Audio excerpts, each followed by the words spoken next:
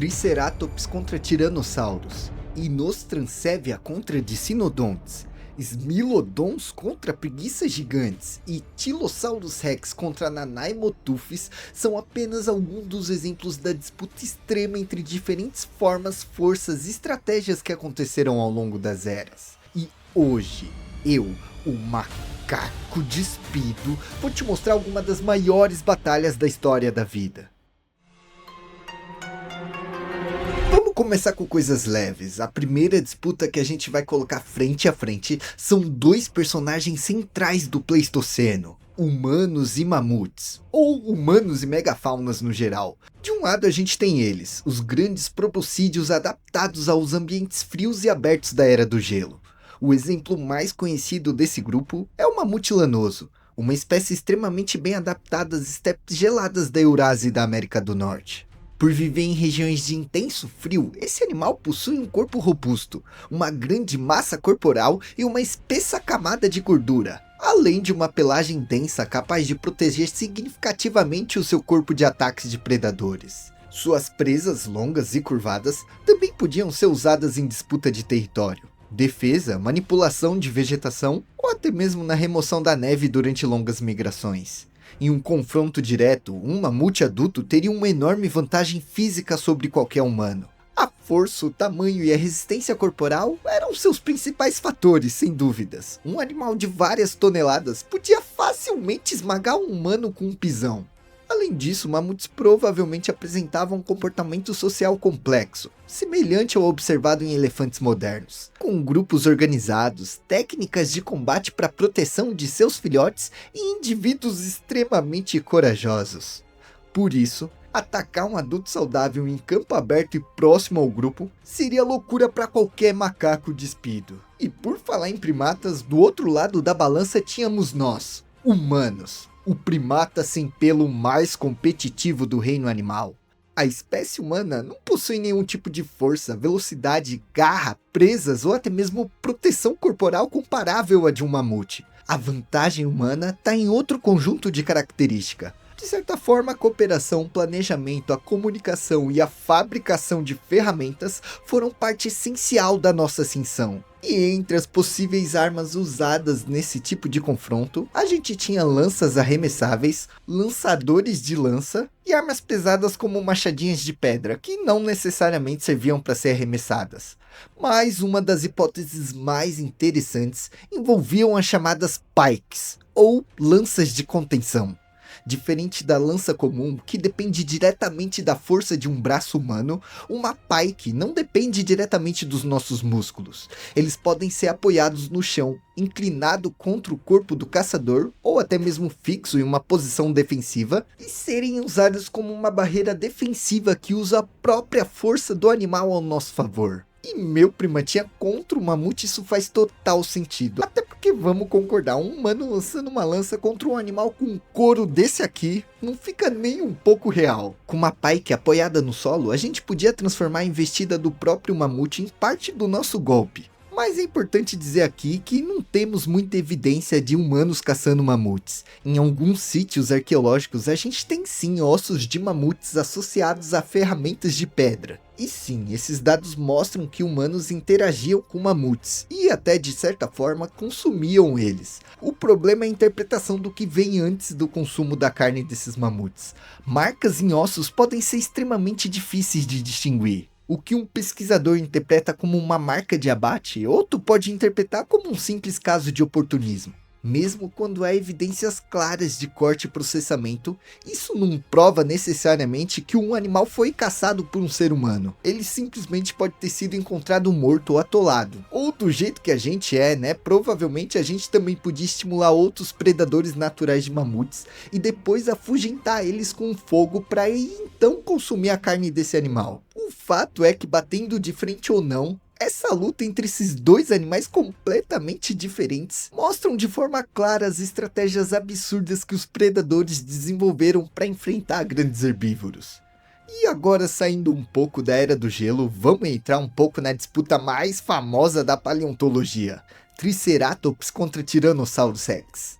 De um lado, o Tyrannosaurus Rex era um dos animais mais belos do final do Cretáceo e podia atingir impressionantes 12 metros de comprimento. Ele também podia chegar a 4 metros de altura do quadril e alcançar um peso estimado de 7 toneladas. Eles são especializados em causar danos profundos em suas vítimas. E diferente de predadores com dentes mais finos e cortantes, o T-Rex tinha dentes robustos, capazes de suportar uma enorme pressão. A força da sua mandíbula também é algo excepcional. Ela podia chegar a 16 mil newtons, o que significa um peso de 16 toneladas. Mas nosso combatente não fica tão atrás assim não. Do outro lado da balança, a gente tem o Triceratops, um dos herbívoros mais bem armados da história dos dinossauros. Ele podia chegar a cerca de 9 metros de comprimento, com estimativa de peso geralmente variando entre 6 e 12 toneladas. Isso quer dizer que o Triceratops com certeza não era pouca bosta não. A gente está falando de um animal do tamanho de um caminhão pequeno, com um corpo pesado e sustentado por 4 membros extremamente fortes. Fora que o crânio desse animal também era uma estrutura absurda, podendo ultrapassar 2 metros de comprimento. Essa cabeça gigantesca reunia boa parte de sua defesa. Ela contava com um escudo cefálico que protegia a região do pescoço. Também tínhamos um bico córneo, poderoso bastante para desferir um dano considerável nos seus inimigos. E por fim tínhamos os famosos chifrões avantajados desse animal. Que maluco, se você não acha isso daqui a cabeça mais foda do reino animal, eu realmente acho que você não bate bem da cabeça. Mas enfim, os 2 chifres desse cara aqui podiam ultrapassar 1 metro de comprimento e seriam capazes de causar um dano sério a qualquer predador que se aproximasse. Em um confronto direto, o Triceratops não seria uma presa simples. Bastava ele manter a frente do corpo voltada para o T-Rex, que a batalha ficava pau a pau. Um poderia perder assim como o outro poderia ganhar. Em seguida, saindo um pouco do final do Cretáceo e voltando ainda mais no tempo, a gente chega no Carbonífero, há 350 milhões de anos atrás. Aqui, a gente tem uma disputa bem menos conhecida, mas igualmente impactante. Wacheira contra Arthropleura. Primeiro que a gente tem que considerar aqui é que o cenário era completamente diferente. A gente não tá falando de nenhum dinossauro, mamífero ou ave, e sim de um mundo bem mais antigo, onde as grandes florestas pantanosas cobriam grande parte do planeta Terra. Além disso, os níveis de oxigênio eram tão elevados que artrópodes terrestres alcançaram um tamanho que hoje parecem quase que impossíveis. A Arthropleura, por exemplo, foi o maior artrópode terrestre conhecido, medindo cerca de 3 metros de comprimento. Só que apesar dessa aparência toda esquisita, a interpretação mais aceita é que a Arthropleura provavelmente era herbívora ou detritívora, alimentando-se de matéria vegetal e restos orgânicos. O ponto forte dela era o tamanho e sua blindagem. Seu corpo segmentado e protegido dificulta ataques simples, e seu modo de vida em ambientes úmidos e floresta torna sua caça ainda mais difícil. Mas existiam sim algumas adaptações capazes de penetrar o exoesqueleto da nossa Arthropleura. Do outro lado da balança, a gente tem o Wacheira, um tetrápode primitivo do Carbonífero. Ele não era um anfíbio moderno como a gente conhece e fazia parte de uma fase importante da evolução dos vertebrados, sendo os pioneiros na exploração de ambientes terrestres e marginais. O Wacheira tinha um crânio robusto, corpo largo e provavelmente era um predador semiaquático ou associado a esses ambientes próximos à água.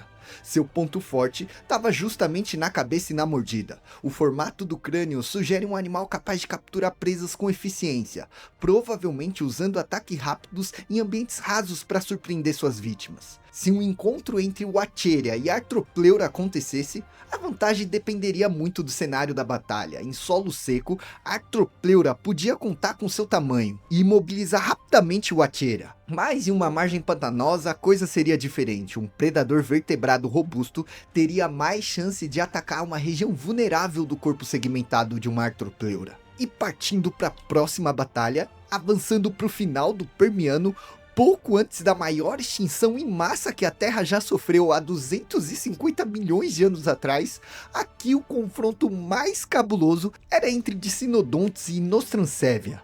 O Inostrancevia era um gorgonopsídeo, um grande terapsídeo carnívoro aparentado a linhagens que mais tarde daria origem aos mamíferos. Ele não era nenhum dinossauro e viveu muito antes desses lagartos. Também era um predador quadrúpede com um crânio grande, corpo forte e caninos alongados muito semelhantes aos dentes de sabre. Inclusive, acredita-se que seu ponto mais forte estava justamente na mordida cortante. Os caninos longos seriam usados para causar ferimentos profundos em presas relativamente grandes. E diferente de predadores que dependem do esmagamento e de múltiplos golpes para bater suas vítimas, gorgonopsídeos como Inostrancevia provavelmente usavam golpes de mordida para perfurar tecidos e provocar sangramentos fatais. Enquanto isso, os Dicinodontes, um grupo de herbívoro terapsídeo extremamente bem sucedido, tinha um corpo robusto, um bico córneo e muitas vezes também apresentava os caninos superiores projetados para fora. Eles eram animais resistentes, adaptados a um ambiente variado do Permiano. O ponto forte dos Dicinodontes era a resistência corporal. Muitos tinham uma postura firme e a capacidade cabulosa de suportar ataques de grandes presas. Em uma disputa entre Inostrancevia e Dicinodontes, o predador provavelmente precisaria escolher bem seu alvo. Um Dicinodonte grande e saudável poderia ser extremamente perigoso, e a única chance que um Inostrancevia teria seria perfurar algum ponto vulnerável com seus dentões caninos. E por falar em dentão canino, vamos dar um grande salto na linha do tempo e ir de novo para o Pleistoceno. Há cerca de 30 mil anos atrás, aqui no Brasil, dois grandes animais ocupavam o ecossistema do continente e frequentemente entravam em combates diretos. O Smilodon, ou o famoso tigre dente de sabre, era extremamente musculoso. Seus membros posteriores eram maiores que os membros anteriores, dando a ele uma força absurda nos seus braços. Além disso, seus caninos superiores eram simplesmente enormes. Dependendo da espécie, seu tamanho podia variar bastante. O Smilodon populator, conhecido na América do Sul, era o maior representante desse gigantesco grupo. Com estimativas de peso de 220 kg a 360 kg, esse animal podia chegar facilmente aos 3 metros de comprimento. E ao contrário do que muita gente pensa, os Smilodons não eram feitos para longas perseguições em campos abertos. Seu corpo indica um predador de emboscada, capaz de derrubar e imobilizar grandes herbívoros. Em alguns indivíduos, os caninos superiores desse caçador podiam ultrapassar os 20 centímetros de comprimento. E assim como os Inostrancevia, eles eram especializados em perfurar e cortar tecidos moles. O que significa que Smilodon precisava primeiro controlar sua presa para então aplicar uma mordida fatal. Já as preguiças gigantes, como o Megatherium e Eremotherium, podiam chegar a cerca de 6 metros de comprimento, com estimativas de massa que beiram as 4 toneladas. Isso coloca esses animais em uma escala comparável a grandes elefantes modernos. E caçar um desses aqui, com certeza não era uma tarefa fácil. Além de serem herbívoros enormes, eles contavam com garras gigantescas. Garras essas que não existiam só para o combate, elas eram usadas para manipular a vegetação, escavar ou até mesmo escalar. Mas a gente não precisa nem dizer que em situação defensiva, elas poderiam sim se tornar armas perigosíssimas. Uma preguiça gigante adulta, apoiada nos 2 membros anteriores e na cauda, seria capaz de erguer parte do seu corpo e usar o seu braço como uma estrutura defensiva. Um golpe bem aplicado num Smilodon poderia ferir seriamente o animal. Sendo assim, Smilodon provavelmente dependeria de uma emboscada ou de um trabalho em grupo. O predador precisaria atacar de surpresa, tentando agarrar a cabeça da preguiça e controlar a região do pescoço, para aí então desferir o golpe letal. E claro, o tigre dentes e sabres tinha que fazer tudo isso evitando tomar qualquer golpe de garrinha da preguiça. Então, independente de quem saia ganhando aqui, os dois sairiam feridos. E mudando de cenário, vamos sair da terra firme e ir um pouco para o ambiente marinho. Imagina como seria presenciar uma luta entre um megalodon e uma baleia. O megalodon foi um dos maiores tubarões conhecidos. Seu tamanho exato ainda é bem discutido. Mesmo assim, as estimativas mais aceitas colocam adultos entre 15 a 16 metros de comprimento. Ao contrário de muitos predadores terrestres, Megalodon não precisava derrubar sua vítima no chão. Ele agia em um ambiente tridimensional, onde profundidade, velocidade e ângulos são ataques decisivos. Uma baleia podia até tentar fugir para baixo, para cima, para o lado, para o outro e tentar se proteger em grupo. Mas o tubarão, por sua vez, podia atacar de qualquer ângulo, tornando extremamente difícil de se prever. Os dentes do Megalodon também eram uma aberração à parte. Eles eram resistentes e serrilhados, permitindo cortar tecidos espessos. Inclusive, marcas de mordidas em ossos de grandes mamíferos mostram que tubarões megadentados interagiam diretamente com baleias e outros vertebrados oceânicos. Durante o Mioceno e Plioceno, os oceanos eram habitados por diferentes tipos de cetáceos, incluindo baleias menores e gigantes filtradores. Isso quer dizer que algumas espécies sim eram presas potenciais, mas outras podiam sim dar um pau em um megalodon. O ponto forte da baleia dependia da espécie. Baleias menores eram extremamente vulneráveis. Já cetáceos maiores poderiam facilmente reagir com tamanho ou até mesmo com deslocamento em grupo. Mesmo assim, um ataque de megalodon poderia ser devastador. Ele não precisava focar em uma região fatal do animal. Ele só precisava, por exemplo, atacar suas nadadeiras, deixar o animal sangrando e aí ir perseguindo ele com o passar do tempo. Então, nessa batalha, Megalodon venceria sem suar. Até porque ele não soa, né? Em seguida, ainda no mar, mas agora no Cretáceo, a gente tem uma disputa um pouco mais especulativa. Tylosaurus Rex contra Nanaimotufes. Por muito tempo, o nome mais associado a esse grupo foi Tylosaurus proringer, mas descobertas recentes apresentaram Tylosaurus Rex como uma espécie gigantesca de mosassaurídeo. Esse animal teria cerca de 13 metros de comprimento, ultrapassando o tamanho de muitos grandes predadores terrestres. Ele era um réptil marinho aparentado aos escamados, do mesmo grande grupo que inclui lagartos e serpentes modernas. Ele também tinha um corpo alongado, grandes nadadeiras, uma cauda bem potente e um crânio preparado para receber grandes impactos. Seus dentes eram adaptados para agarrar, perfurar e segurar animais escorregadios. E seu ponto mais forte era a combinação entre tamanho, mobilidade e mordida. Mas ele não chegava nem um pouco perto do terror que era o Nanaimotufes, um cefalópode gigante do Cretáceo, conhecido principalmente por parte fossilizada do aparelho bucal. Estimativas recentes sugerem que algumas espécies poderiam alcançar facilmente os 19 metros de comprimento. O ponto forte de Nanaimotufes era a combinação entre 8 braços, corpo flexível, bico cortante e, claro, toda a inteligência que um cefalópode pode carregar. Cefalópodes modernos são animais extremamente inteligentes, capazes de identificar com rapidez o ambiente e usar da camuflagem a seu benefício. Além disso, Nanaimotufes provavelmente pertencia à ordem dos Cirratas, ou seja, polvos com nadadeiras na cabeça, o que aumentava bastante sua mobilidade. Se um encontro desse tipo acontecesse, seria uma luta extremamente sangrenta. Tylosaurus Rex tentaria usar velocidade e mordida para agarrar partes do corpo mole de Nanaimotufes. Enquanto isso, Nanaimotufes teria uma vantagem clara na flexibilidade dos seus braços, podendo envolver o predador e com seu bico forte ainda causar um dano considerável. O problema aqui é que as estruturas dos moluscos, como cefalópodes, são extremamente vulneráveis. Animais como Nanaimotufes de corpo mole podem até ser grandes e perigosos, mas se eles sofrerem uma mordida profunda na região central do corpo, rapidamente eles perdem sua vantagem. A forma mais provável de ataque seria um Mosasaurus tentando morder a região do manto, ou até partes centrais do corpo. E se ele evitasse ser completamente envolvido pelos braços de Nanaimotufes, era F pro nosso cefalópode. Mas vamos voltar a falar dos dinossauros e ver um dos confrontos mais bem registrados em fóssil. Velociraptors contra Protoceratops.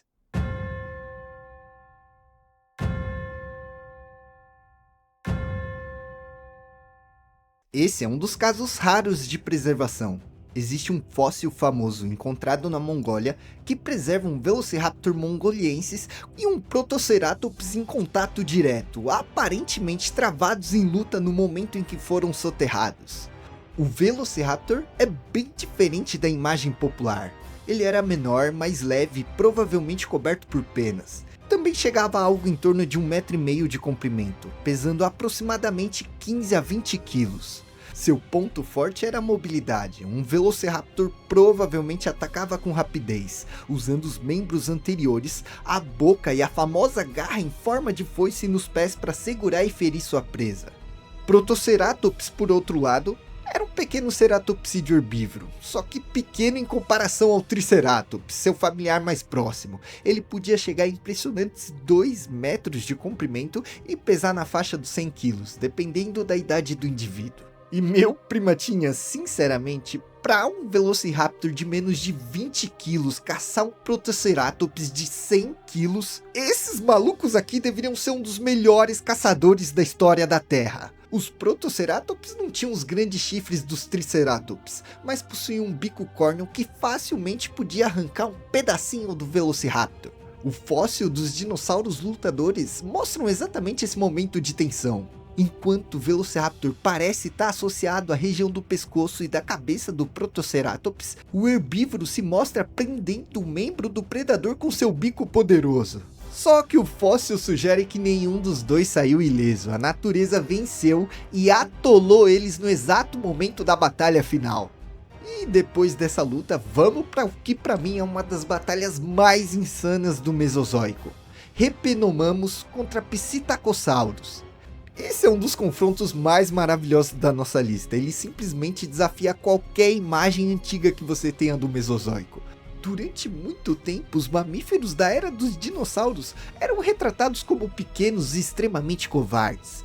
Mas Repenomamus mostra que a história era bem diferente e muito mais complexa. Repenomamus era um mamífero do Cretáceo inferior da China. Ele não era gigante, mas tinha um tamanho considerável para os padrões dos mamíferos do Cretáceo. Ele parecia um saruê, pesando alguns quilos de massa corporal, e provavelmente tinha um comportamento predatório ou oportunista. Fósseis anteriores já haviam mostrado conteúdo estomacal com restos de psittacossauros jovens no estômago de Repenomamus, indicando que sim, esses mamíferos se alimentavam de pequenos dinossauros. O que na época muita gente interpretou como uma prova real de que os mamíferos eram necrófagos oportunistas dos dinossauros. Só que o fóssil mais impressionante atribuído a esse animal revela uma interação entre Repenomamus e Psittacosaurus em uma posição interpretada como um combate mortal. O mamífero aparece sobre o dinossauro, mordendo ou agarrando a região do corpo. Enquanto isso, Psittacosaurus mantém uma posição defensiva. Os autores do estudo interpretaram a cena como evidência de um ataque ativo, e não um simples ato de oportunismo. E se você não entendeu o que a gente está falando ainda, a gente está falando de um rato gigante caçando um dinossauro, cara. Os Psittacosaurus eram pequenos dinossauros ceratopsianos basais. Ele tinha um bico forte e um corpo até que robusto, com adultos podendo chegar até 2 metros de comprimento. E se você acha impossível um rato gigante predar um psittacossauro com 2 metros de comprimento, eu preciso falar de uma experiência pessoal aqui. Eu já presenciei uma cena absurda de um saruê filhote predando uma galinha muito maior que ele. Então, eu realmente acho que Repenomamus amassava Psittacosaurus na porrada. E por fim chegamos à nossa última batalha entre titãs, que ocorre durante o Mioceno na América do Sul. Purosaurus contra aves do terror. As aves do terror, ou Fururacídeos, e sim, esse nome é muito legal, Fururacídeos, foram grandes aves predadoras terrestres incapazes de voar. Elas tinham pernas enormes e crânios gigantescos, com bicos poderosos. Algumas espécies podiam ultrapassar 2 metros de altura, e fósseis recém-descobertos na Colômbia sugerem indivíduos ainda maiores, possivelmente perto dos 3 metros. O ponto forte dessas aves estava na velocidade no ataque com a cabeça. Diferente de mamíferos carnívoros, elas usavam principalmente as pernas, o pescoço e os bicos como fonte de energia. O ataque provavelmente envolvia uma aproximação rápida, com golpes descendentes e bicadas. Só que mesmo com todas essas ferramentas evolutivas, ela dificilmente teria chance contra o verdadeiro rei dos rios. O Purosaurus foi um dos maiores jacarés conhecidos da história do Brasil e do mundo. No Mioceno sul-americano, ambientes alagados, rios e lagos abrigavam uma diversidade enorme de crocodilianos, e Purosaurus era um deles. Algumas estimativas para Purosaurus brasilienses sugerem algo em torno de 12 metros de comprimento, com um peso de 8 toneladas. O que significa que mesmo espécies menores ou indivíduos jovens já podiam representar um perigo enorme contra a fauna local. O Purosaurus era um predador aquático de topo de cadeia, com uma das mordidas mais poderosas do reino animal. Seu ponto forte era o ambiente aquático, e em terra aberta, uma ave do terror teria mobilidade suficiente e uma visão aguçada para eliminar um Purosaurus enfraquecido e desidratado. Mas perto do rio a vantagem mudaria por completo. Na água, Purosaurus não precisaria perseguir uma ave do terror por longas distâncias. Bastava ele se aproximar sem ser percebido e atacar no momento certo, terminando toda a batalha em questões de milésimos. Um estudo estimou uma força de mordida com cerca de 69 mil newtons, algo equivalente a aproximadamente 70 toneladas. E só para efeito de comparação, o Tyrannosaurus Rex, que a gente viu lá no comecinho do vídeo, aparece com modelos biomecânicos com uma força de 35 mil a 57 mil newtons, o que quer dizer que, dependendo da estimativa usada, a mordida de Purosaurus podia ser comparável ou até mesmo superior à de um Tyrannosaurus Rex. E com toda essa potência, meu primatinha, ele facilmente esmagaria os ossos pneumáticos da nossa Siriema bombada. E se você ficou até o final desse vídeo, sério, muito obrigado mesmo por dividir o seu tempo comigo. Ah, e é claro, se você não for um macaquinho dessa selva caótica, se inscreva no nosso canal. E se você curtiu esse vídeo, ele te entreteu ou acrescentou algo nessa sua vidinha, cara, por favor, deixa o like que isso ajuda demais. No mais é isso, até o próximo encontro e tchau!